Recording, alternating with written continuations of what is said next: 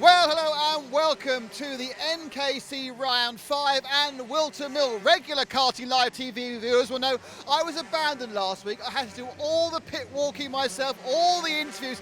Now, if only I could find someone to help me with the... Oh, back from your holes. Lovely tan, Joe Bradley. Joe, wow, Round 5, how do you feel? Refreshed after your break? Yes, very refreshed. But I am actually glad to be back, Nick. Itching to be back at a kart track. Here we are, Wilton Mill, one of the most challenging tracks on any calendar. And here we are, penultimate round already of the Junction 6 NKC. This is when it starts to get really intense. You only have to look at the championships and see all of our classes are absolutely wide open. So the intensity's going to start racking up. The on-track action's going to start getting a little bit dicey, if you like. Or are we going to see drivers thinking about not making their move, thinking about points instead? That's why we love live sport. Well, that's some of the questions you could ask them. But do you know what, Joe? I'd like you to talk to an organiser, a mother, a man and a woman. Can you do that? I'll give it a go. You'll give it a go. For those of you who know me, you know I do a lot of motorsport and a lot of motorsport commentary. But this year in the NKC, I came across a name that really caused me a lot of problems. And this driver here, Maria Jurgelevichuta. How do you say it, Maria? Maria Jurgelevichuta. Jurgelevichuta. Why can't I say that, Maria? It's so easy. Your name comes from Lithuania, isn't it? Is that where your parents are from? Yes. Yes. Now then, here you are in Intermax here in the NKC. You've been here all year, but you've been karting for about 2.5 years, you were telling me. Yes. And where did that start? It started in indoors for 6 months, then Honda Cadets for 6 months, and then I moved to Micromax for a year at Camberley, when I finished second in Camberley, and now I'm in Inters in NKC. Yeah. And your dad was telling me you've learned a lot since you've come to the NKC, is that right? Yes. What exactly do you mean when you say I've learned a lot? I used to always be very far back in the grid when, about at the end of the race, I used to be like 50 metres to 100 metres behind everybody, but now I'm closer. And you're getting closer. Every round I've watched you at, you're getting closer to the front of the grid, aren't you? Yes. And you must enjoy that. Yes. Yeah. So what exactly do you get out of driving this kart? What's the best bit? Going fast. Going fast. You like going fast, yeah? Yes. Does anyone else in the family race anything? No. So are you the speeder queen? Yes. Yeah. So you're the Jurgelevichuta speeder queen? Yes. Yeah. So how has your season gone so far? Have you enjoyed the season so far? Yeah, it's been going quite well. Favourite track? PFI, but I haven't been there in NKC. Right. So what's your favourite NKC track? Wilton Mill. Oh, so we're here at Wilton Mill. So Maria, am I going to see something special from you this weekend? Because you're at your favourite track. I hope so. What do you think, though? Maybe. Maybe. Well, that's got a glimmer of hope.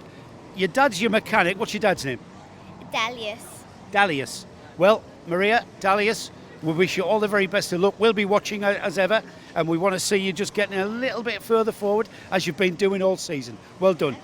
And I will try and see your name right every time. Okay. Okay? Okay. Deal? Is that a deal? Yes. Great stuff. Going to put a bit of a different perspective on this interview in the paddock here. This lady here is Jo Povey. She's the mum of Casper Mallister, who made his debut in the NKC at round 1 at Forest Edge, and he certainly turned a few heads. Jo, I want to ask you, I remember we interviewed Casper at round 1, and he told me it was his first full year of karting. I mean, is that true? Yes. He started doing some club rounds last year, but this is nationally his first event, yeah. Yeah, and he's leading the championship with 2 rounds to go. He is, yes. So how are you feeling about that? Nervous. Yeah, you're bound to be, aren't you? Yeah, I do. I find it, it's quite nerve-wracking. I mean, he absolutely loves the sport, and so does his dad. So Nick's his mechanic, but yeah, it's a lot to watch for a parent. Yeah, and some would say, it's harder to watch than actually do it. Well, I mean, I wouldn't know because I've never sat in a go-kart, okay. but it looks, I mean, he doesn't find it difficult, clearly, but yeah, it's a really hard watch. Yeah, and so is this Nick here? Yeah, this Yes. is Nick. So you're I'm not Nick. it's karting man. mechanic, aren't I? Yeah. You just sit down, Nick. mechanic. We're getting the perspective of a karting man. So I mean, what's important for you as Casper's parent to see what what's important about coming here, and what's important about what you get out of the weekend? Just that he loves it, just that he's Right. having the best time. He wears his heart on his sleeve, Casper, so if he's not happy with himself or how he's performed, then we do know that, but he keeps his helmet on and, calms down and goes back to the team, and they'll discuss, where he can improve. But no, to be honest, as long as he's living his best life, that's all I want. Yeah, I mean, I know he does enjoy it, but how do you manage his expectations? Because at such a young age, they Yeah. expect everything to go their way, don't they? Yeah, they do. Although he knows who the good drivers are. He knows what he's up against. He's got some great competition, especially in the NKC. He knows who he's got to beat, and he lives, eats and breathes. If he's not watching karting and learning the tracks, he's on kart sim. It is his whole life. Yeah, really. Oh, yeah. So when he's at home, he's on the He sim. does his homework in the car on the way home so that he can get straight on the sim when he gets in. Yeah. How are you managing, if he has any nerves, how are you managing those nerves going into the clinch a championship? He just doesn't have them. I'm like, darling, are you nervous? And he's like, no. And I think, oh, okay, I am. Yeah. You know what? Karting parents sometimes get a bad reputation for being overly intense with their kids. Yeah. Yeah. But you don't seem to be one of those. No, because I'm proud of him, whatever he does. Absolutely. Like, I couldn't go out there and do what he does. And I think there's a million children that couldn't go out there and, do what he does. And no, I'm just so proud of what he's achieved already. So your mum, Nick, his dad, is his mechanic. Yes. This is a family. That's a more intense relationship. What, with you and Nick, or Nick and Casper? Sometimes I have to tell Nick off if he's All right, a bit okay. stern with Casper, but no, he's fine. But isn't it a great activity? I mean, to all those people out there who were perhaps thinking, what activity can we get involved It's with? amazing, yeah. As a family, we've never spent so much time together. Like, no, it's And lovely. it's the travelling as well, isn't it? All the up and down the country. Spent our life savings on a motorhome, so Oh, that right, we'd, okay. yeah, because the Well, at travel. least you'll have somewhere to live when you lose the house. When I have to sell my house, Yes, yeah, exactly, exactly. yes. We bought the motorhome because we didn't want all the travel expenses, and no, that's made such a difference. It's it's all good. It's a really expensive sport, obviously, as everyone knows. But I would tell anyone, have a go. Yeah. And some would say, unfortunately, your little boy is very good at this. Yes. Well, I think so. Obviously. Fortunately, I'm I think. biased. Yeah. No, he is. He's amazing. Yeah. Very good. We're so proud. Well, we're very impressed with young Casper. Keep smiling, Joe. I will, And I thank hope you. I hope it goes well and there's Me no too. no disappointments. No, absolutely, and it was lovely to chat to you. Thanks, Joe. Thank you. There is a culture in motorsport, any kind of motorsport, from grassroots level all the way at the very top, and it's all about going forward. Pointless thinking about the last corner, it's the one that's ahead of you. And already here at the NKC, we're thinking about 2026. Now, Chris Cox, series organiser, the calendar, everybody, is out. The calendar is out. Chris, mega job getting the calendar already in stone, I suppose. Yeah, well done. Yeah, you kind of have to these days because all the tracks are getting so busy now with all the different championships. Before you know it, they're all booked up. So we have to get in there, get our dates as quick as we can. Before we go into the calendar, I think the NKC has grown to the point where tracks actually want the NKC to come to them. Have you found that? Yeah, I think so. Some tracks have always been very welcoming. Others now, I think, have taken more notice, and where in the past they might have resisted our coming along, they're now a lot more receptive and, yeah, certainly encouraging us to go and visit. And I think important for your customers, i.e. your competitors, it's a different calendar to this year and perhaps last year, and that keeps things fresh, isn't it? Let's just have a look at the where we're going. Landau in March, Rowra in May, Wilton Mill, back here at Wilton Mill, Shennington, Warden Law, God's Country, and rounding off for Clay Pigeon down the south where you live. That's a mix of tracks. That's a mix of characters, characterizations of tracks. That again, tell me the thought process when you're thinking about putting a calendar together. Well, we like to have a good geographical mix. We always try and do something a bit different from the year before.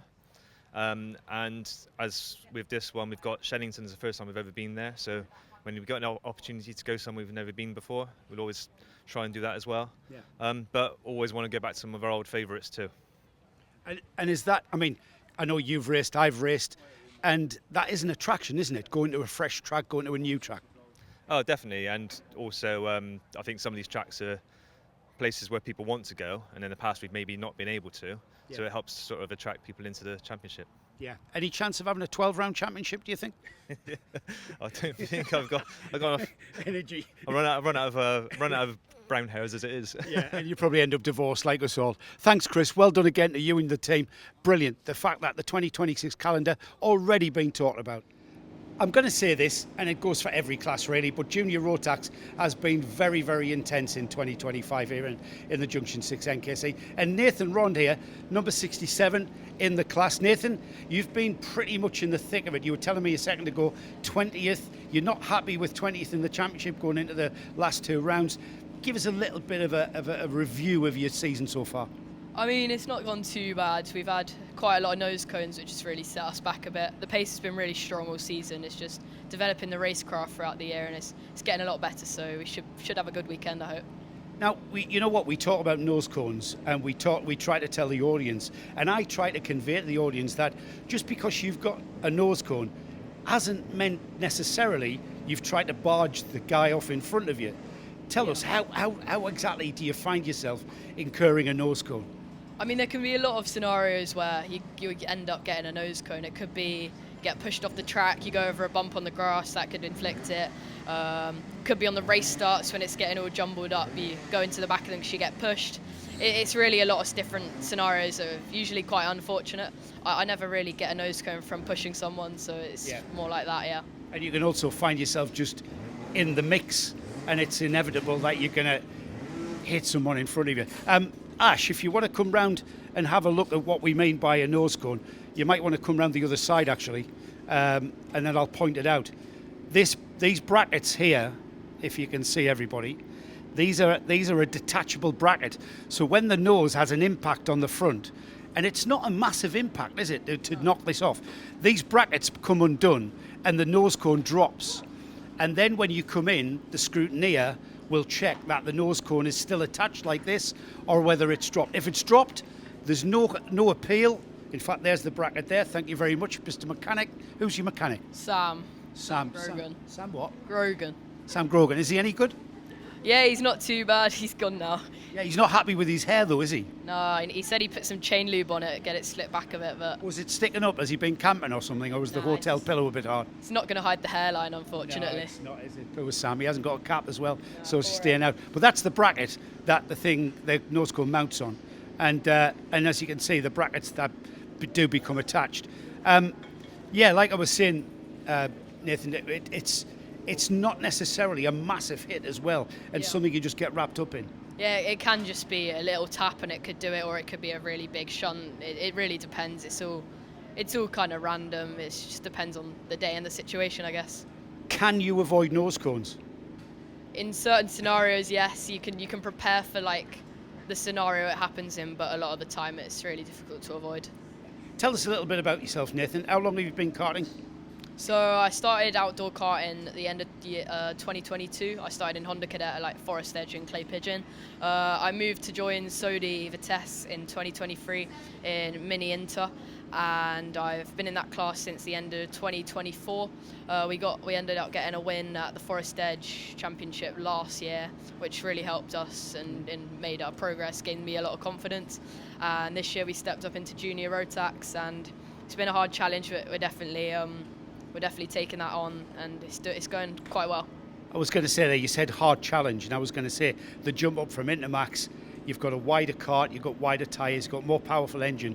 Just how big a jump is that? Can you kind of quantify that for us? Oh, it is definitely a big jump. It surprises you, I guess, when you first go into the kart. It's a lot of power.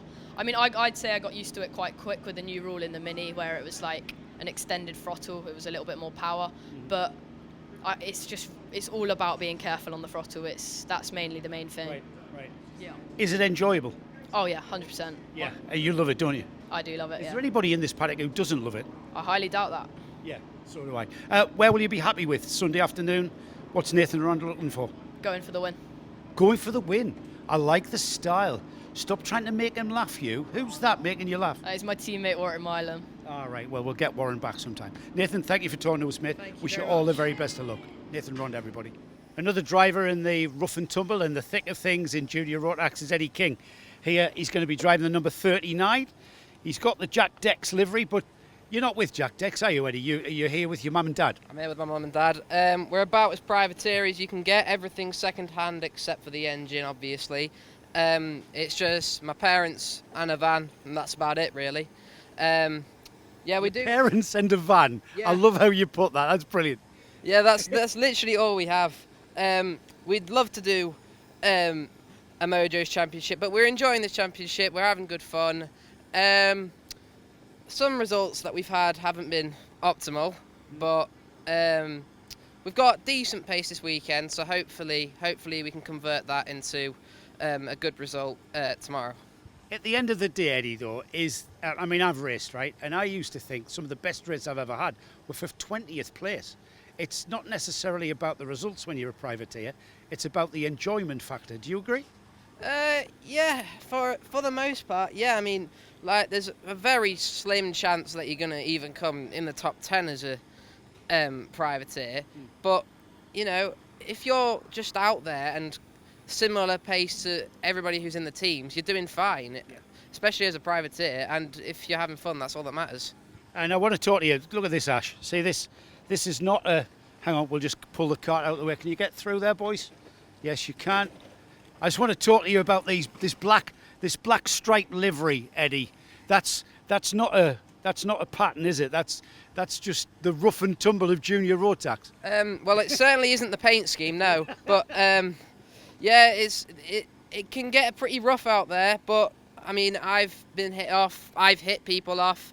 You know, when nobody's perfect, everybody makes mistakes. But there seems to be a lot of mistakes in juniors. But yeah, you're always going to get that in a competitive field, especially in our age group. And yeah, I can't really do much more. And sometimes the rough racing can actually be pretty fun. So yeah. I want to also ask you, you're with mum and dad. Ash, this is mum and dad. What's your mum and dad's name, firstly? My mum's name's Vivian and my dad's name's Stephen. And this is your race team, isn't it? Yep, this is my team. This is all we have. And you guys get to travel literally the length and breadth of the UK here in the NKC. Is that a fun part as well? That is a fun part. It's definitely nice to go to all these tracks that I would have never gone to if I had only done club racing. Yeah. Like, obviously, if I just stayed around the tracks that I do in clubs, then, I mean, obviously I'd be at the front, but it wouldn't have much meaning because I just wouldn't have as much competition. Whereas here, you know, you look around you, you've got Coles, you've got, like, Guy Cunnington, you've got all the big teams, and you're out there with them, and it feels so much better, especially if you beat one of their drivers. It feels really good. That's your objective this weekend, to get in amongst the teams and beat the top lads? Hopefully, And yeah. lasses, of course. Yeah, hopefully, yeah. Yeah. Doing all that travelling, and what's your favourite motorway services? Because you've got to have one. Everyone does. Mine's Trowel. I can't remember what it's called. It's like the Leicester, one of the ones on Leicester. It's like the Leicester West one. Forest Deeds. Yeah, that's the one. That's the one. Yeah. Yeah. You've got to have a favourite services. Eddie, wish you all the very best of luck. I hope you do. We do see you up there in amongst the top 10, and I'm sure you will. There's no doubt with a team like you've got with your mum and dad, and just enjoy your weekend. Yeah. Yeah. Thank you. This kart here, 115 in the 177 class, belongs to Tyler Fossey. Been a while since we interviewed you, Tyler. Probably a couple of years ago. You had a torn ligament, you tell me. I take it that has gone away completely now. That has, yeah. That was. I should hope so. It was 2 years ago, It was wasn't it? 2 years ago, yeah. But that was really good. That race. There was at Rowra, I think it was, and drove that race quite well. And I mean, this year's going pretty well also. We've been finding pace. Every race we've gone to, we've been beating our old last year's lap times. So is that a target for you guys? You come back to a track where you've been before, and you want to do better. You want to get quicker. Yeah. It's good comparing ourselves to other people out on the track as well.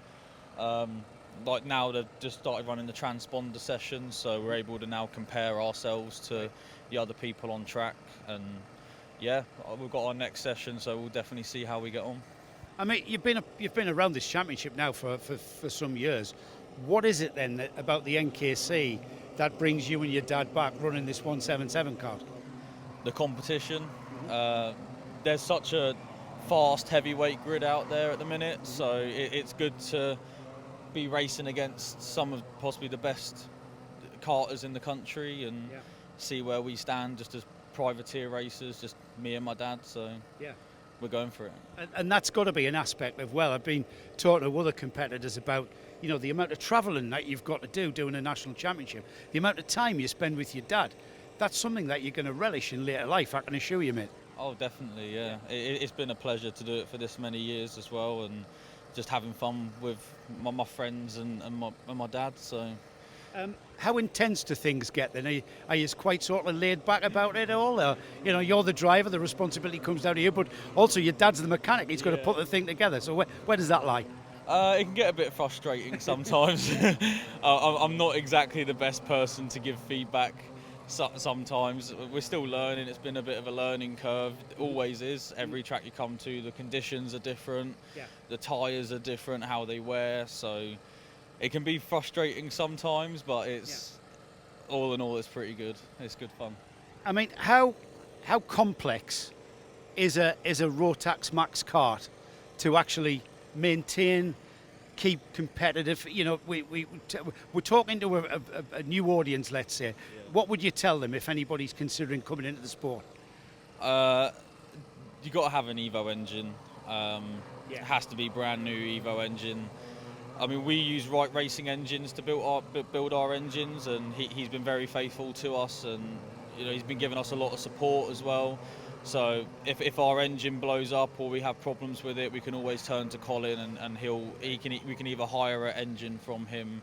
So, and Dartford karting as well, finding a championship where you've got like a shop is definitely better, because when the NKC first started, there wasn't Dartford karting, there wasn't anyone around, so if you had a crash you had to have the spares, and that's something that we still carry with us. So having the spares, extra batteries, different carburetors, because you know, sometimes you can get like leaks with the gaskets and stuff, and they may not be sucking right. So having all the spares necessary is definitely gives you an advantage. And is that also, I kind of get a feel for how you're telling me that, is that a kind of a challenge that you and your dad relish, the tinkering, let's say, with what you've just described? Oh yeah. There's always temps to be found somewhere, and I mean the grid is so close. There's probably about 0.5 of a second separating most of us. So there's always 0.1 of a second to be found, and if it can be found in your equipment, you got to find it. Yeah. Where are you going to find it this weekend then? Where's the tricks of Wilton Mill out there? I think braking zones. You've got to be late on the brakes. You've got to be ballsy, especially going around Oblivion and Crooked. Yes. But going into this boot section here, you've got to be late on the brakes. Someone might be a bit earlier, and if you can just get up the inside, and at Christmas as well, uphill you can leave the braking really late. So getting late on the brakes, just chucking it up the inside, that's where it's going to be. Are you a fan of the not so new chicane here now? No. Is there anybody a fan of the new chicane here at Wilton Mill? Tyler, wish you all the very best of luck, you and your dad.